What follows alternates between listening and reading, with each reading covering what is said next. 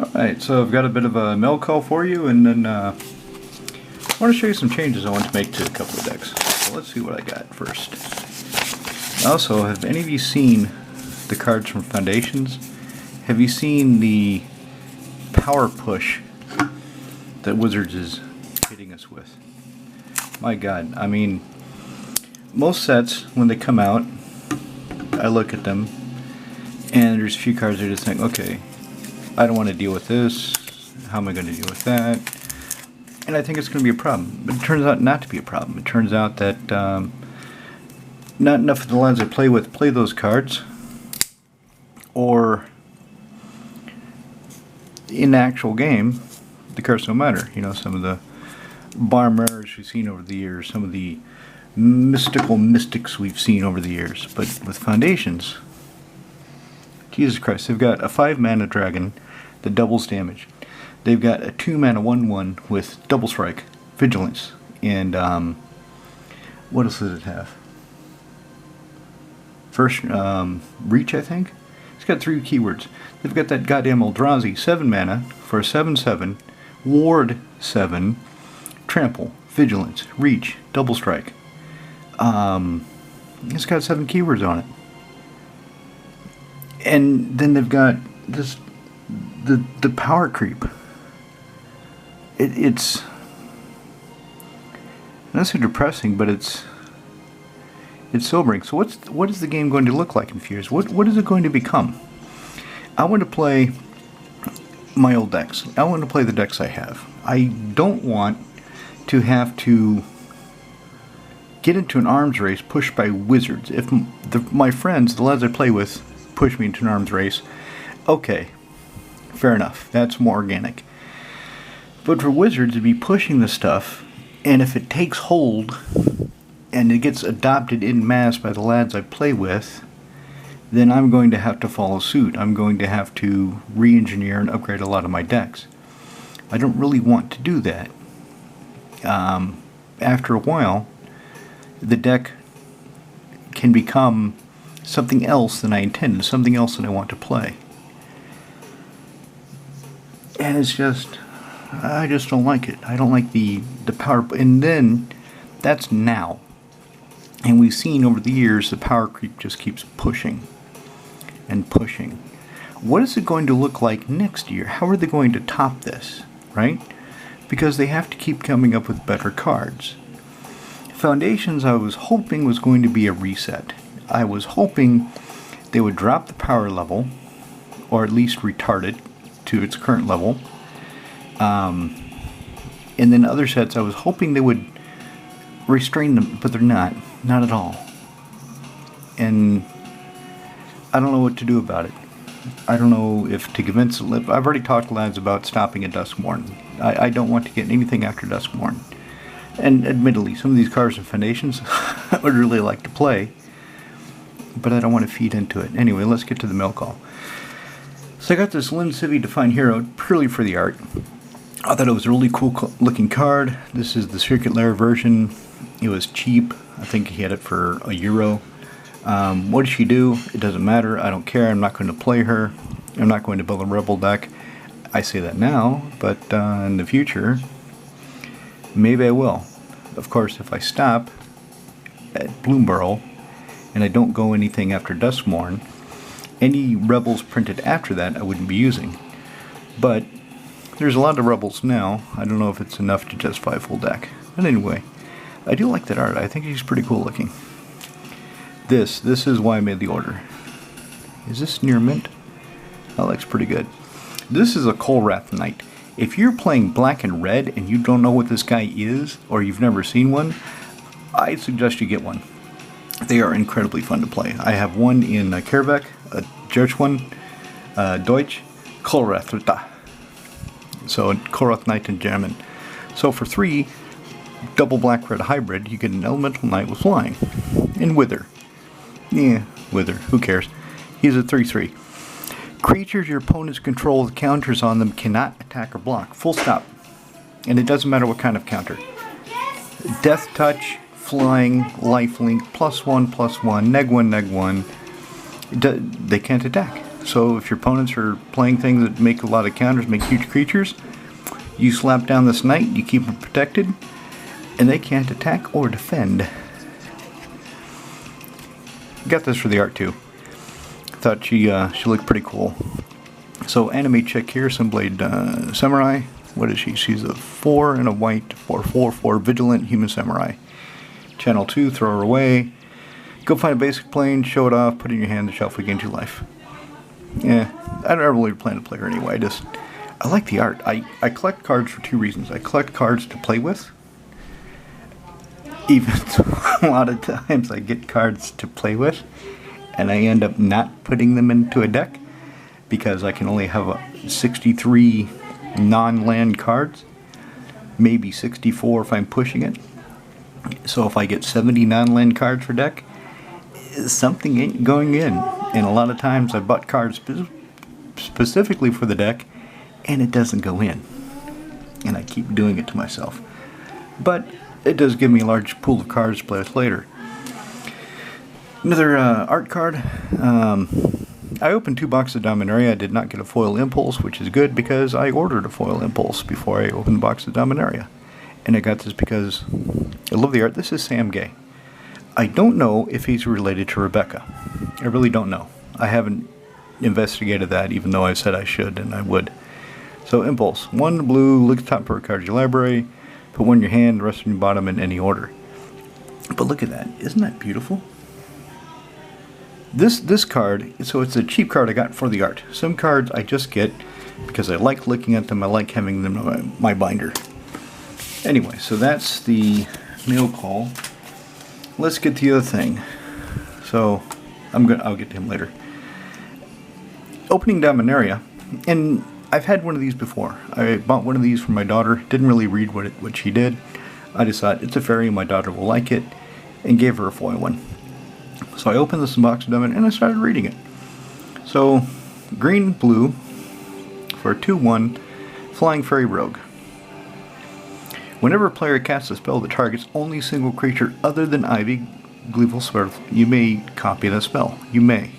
That copy targets Ivy, and if it's aura, it becomes a token aura.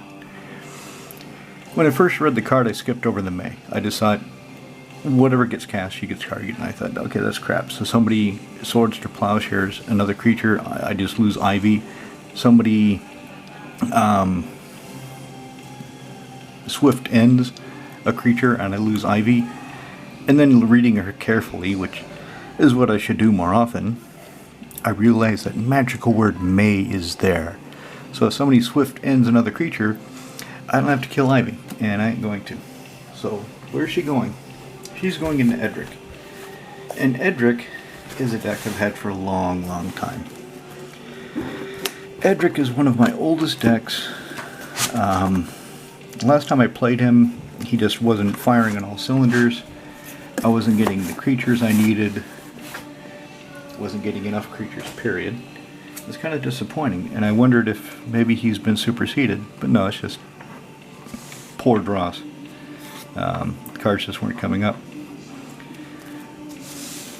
And this deck, specifically, I wonder if it's going to be superseded by the shit coming out in Foundations. Is Edric going to be overwhelmed and obsoleted? Some of my decks, like Animar, Animar cannot be obsoleted because Animar just says, hey, play big creatures and I'll make them all cheaper, and you can just keep playing big creatures. And as long as you keep printing cool creatures like that stupid dragon that costs 5 and doubles your damage, that would be really good for Animar. That mistake, fucking Eldrazi for 7, the 7 Deaths bastard, he'd be really good in Animar too, because he could be free to cast if Animar has 7 counters on him. Edgar Markov, well, they printed some really cool vampires in Foundations. They'd be really good in Edgar Markov is not going to get superseded, but Edric. So Edric, the plan is, get him in play. He's 1 blue and a green for a 2/2 legendary elf race, so he's not very tough, not very powerful. Whenever a creature deals damage to one of your opponents, its controller may draw a card. So the idea is to play a bunch of small creatures, bit of protection, Friend of mine, he has an Edric deck too, but his is pretty much tribal elves. It's so green, sometimes he has a big problem getting his blue to cast Edric because he's got so much damn green in the deck. And it's a glass cannon. It's balls to the wall elves. If he gets wiped out by Wrath of God, Damnation, Toxic Deluge, anything like that, he really can't recover. I built my deck, my Edric, to be resilient. And we've played a few 1v1 games, and a couple times he has blown me out because his deck is fast, real fast. But my deck is resilient. So overall, I win more than he does. I won more of the games we play 1v1. Because if my deck gets wiped, I can recover. I built it to do that. I've got things that fuck with the game state, like this Collector Oof. Active abilities of artifacts can't be activated. The only artifacts, besides creatures, Edric has are a Soul Ring and a Winter Orb. Everybody loves Winter Orb. And if he shuts off the Soul Ring, yeah, so be it. But the idea is, so Pestromite comes to play, tap and tap, 2/1 flyer with flash. Earthcraft, tap and tap creature control and tap target basic land. So if I get my Winter Orb out, Earthcraft helps me break the symmetry. Somber Wall Dryad, a 2/1 Forest Walker. Okay, who the hell plays 2/1 Forest Walkers in Commander, right? Why would you do that? She doesn't do anything else, unless you're doing equipment or something. But in this deck, the idea is all these small cheap creatures, get them out quickly. They have some kind of evasion, hit my opponent, draw cards. And the more cards I have, the more options I have, the more protection and counters I have.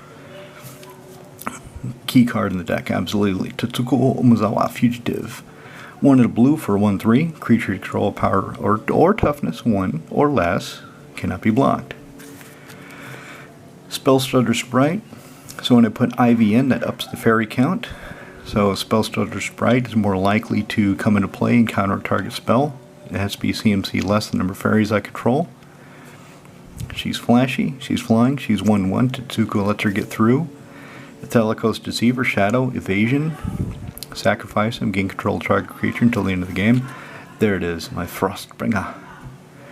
Ein Spieler darf Wand seine Antappe fürs Maximum ein Land antappen. For 2 Mana. I'm mixing French and German. I don't know much German. I know a little bit of French from working on a farm that I went intentionally where nobody spoke English, so I would have to learn French. And in 3 months I made some progress, but living in Czech Republic for 10 years, it's kind of faded. Capsize, burgeoning. So that's the idea behind Edric. If I have a bunch of cards, if I'm drawing a bunch of cards and I've got, say, the Reliquary Tower out, I've cast this and I've got, I think one time, 10 Saprolings, which is pretty damn cool for 4 mana. You get 10 1/1 creatures, and if you have Beastmaster Ascension, when they attack, they automatically get 5/5, because Beastmaster Ascension says when you attack, let me find it actually, now that I think about it. River Boa, nobody plays a River Boa, but I do because he's got Island Walk. Nobody expects Island Walk anymore, and he regenerates. Treasure Rider, just for fun. There it is, Beastmaster Ascension. So 2 and a green. Whenever a creature controlled attacks, you may put up a quest counter on it.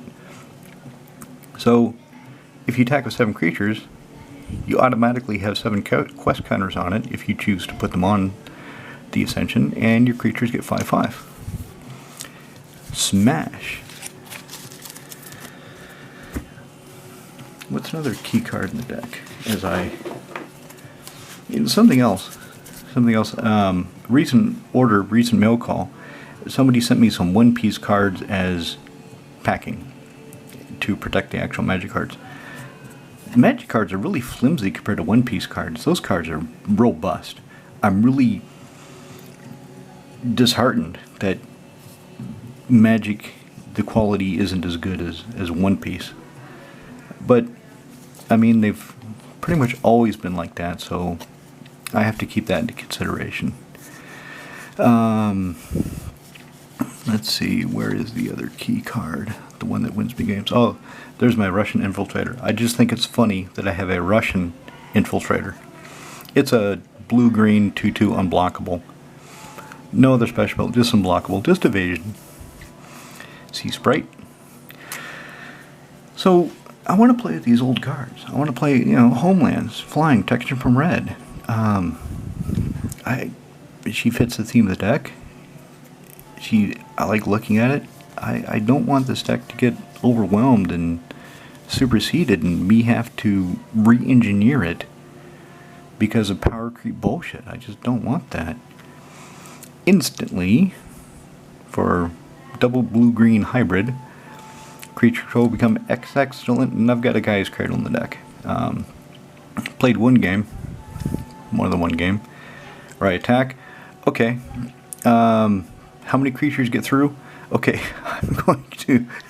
I'm going to make all my creatures 12/12 until the end of the turn. I think all you guys die. So it's kind of an instant kill unless somebody has a counterspell, but then I've got counterspells too, so there we go. Anyway, what I thought I would take out is the Saprison Air. She has no evasion without Tutsuko. I like the art. I like the art a lot. It's Therese Nielsen. Whenever Saprison Air becomes blocked, I get to draw 3 cards. But unless I have Tutsuko out, she has no evasion, so she's not going to get through. But granted, if she does get blocked, I get 3 cards. So what's going to happen? I'm going to attack, and she won't get blocked, and poke my opponent for 1. So if I have Edric out, I'm kind of arguing my way out of taking her out, aren't I? I'm trying to justify her continued inclusion. Off to the side, I've got the deck open on Moxfield. I'm kind of looking at it while I'm talking to you, and just looking at seeing if there's anything else I would want to take out.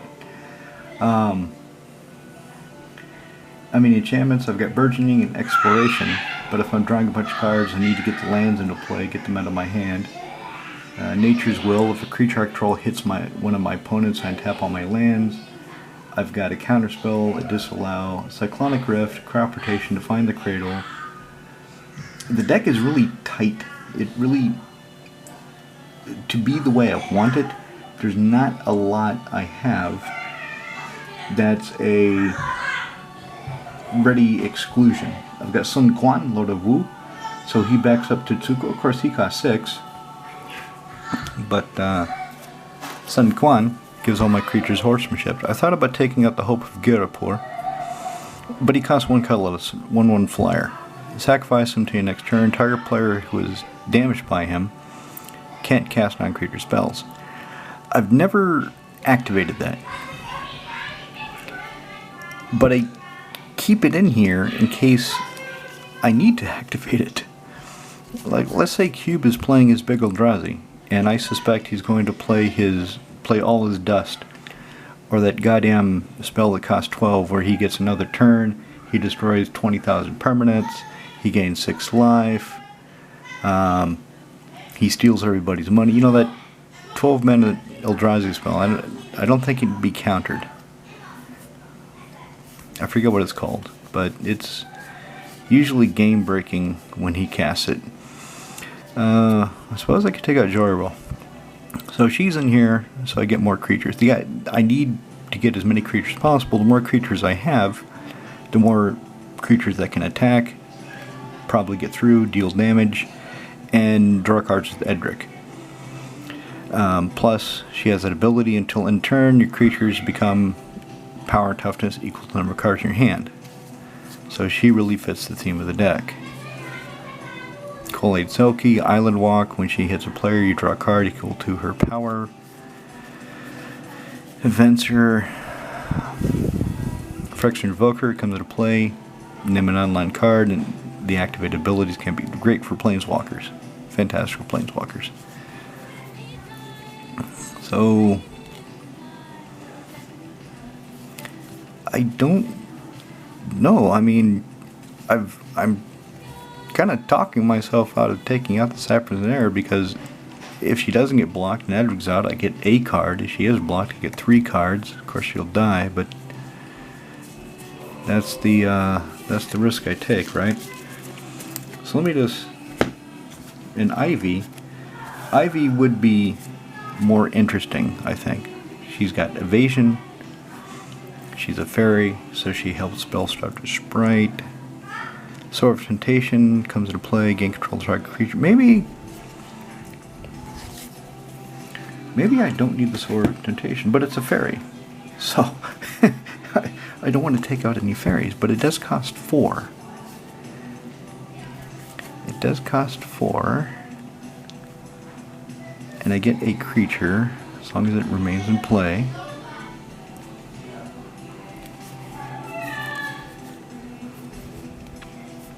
But Delica's Deceiver, I can get a creature too, sacrificing it. Master Waves, nope, he needs to stay. And if I take out Sword, there goes more Devotion. This guy, Shadow, and I loot. Flying Man. I love this from Arabian Nights. Sophia clapped her hands and 20 flying men appeared at her side, each well trained in the art of combat. Never mind the noise, my daughter is having a Halloween party and her friends are here, so I need to hurry up and get this posted and done. What about this guy? I mean, if he's targeted, I have to sacrifice him. He is cheap to cast. Copy any creature on the battlefield.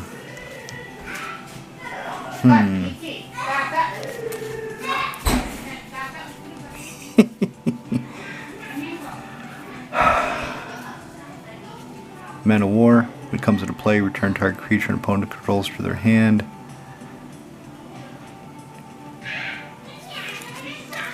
This is a lot tougher than I thought it was going to be. I thought it was going to be easy. I just pick Sappers in Air and I take her out and I put in Ivy. But it's becoming kind of a slog. The deck does have 45 creatures, and that's the other thing. If I have to redo my decks, you see how painful it is just to make one change that I think will make the deck better and more fun. And I'm just kind of delaying the inevitable, having to pull a card out. I mean, if this guy copies a silver, and then I get that creature, but if he gets targeted by anything, he dies. How many random targeting effects? Maybe that's it. Maybe I should just take out Phantasmal Image. Because Sappers in Air, I've never played her. I've never had her in play. Let me know what you think. Let me know. Do you think I'm making a mistake? I mean, I'm going to have the link to the Moxfield deck in the description. You can see all the cards in the deck, and you can tell me, and I appreciate your input, trust me. Tell me if you would take out something else other than the Phantasmal Image for Ivy, Gleeful Spell Thief.